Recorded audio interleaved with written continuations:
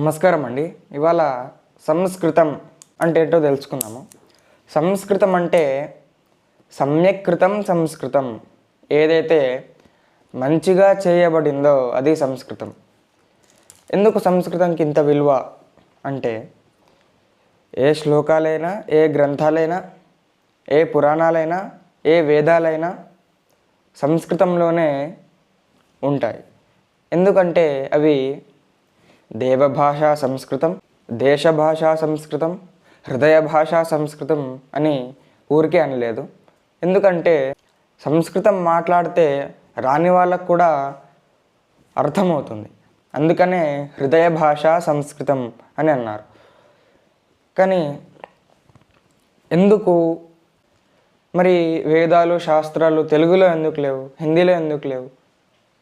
అందుకనే దేవభాషా సంస్కృతం కాబట్టి అవన్నీ సంస్కృతంలో రాశారు.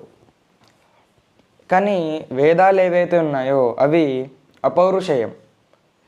అది ఏ పురుషుడి ద్వారా రాలేదు, ఏ మనుషుల ద్వారా రాలేదు. అది ఒక శృతి, అంటే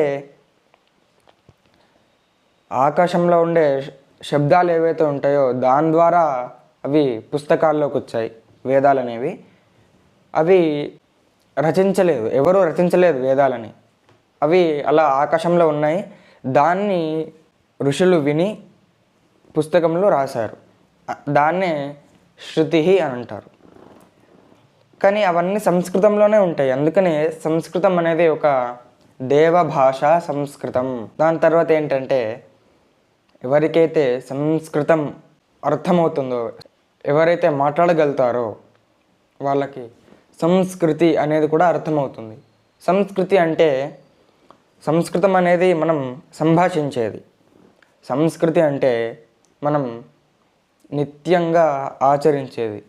అంటే సంస్కృతి అనేది మనకి ఎవరో చెప్తే వచ్చేది కాదు. అది మనలో మనకి ఆ నేర్చుకునే ఉత్సుకత, మనలో ఉండే ఒక ఆశ అనేది ఉండాలి.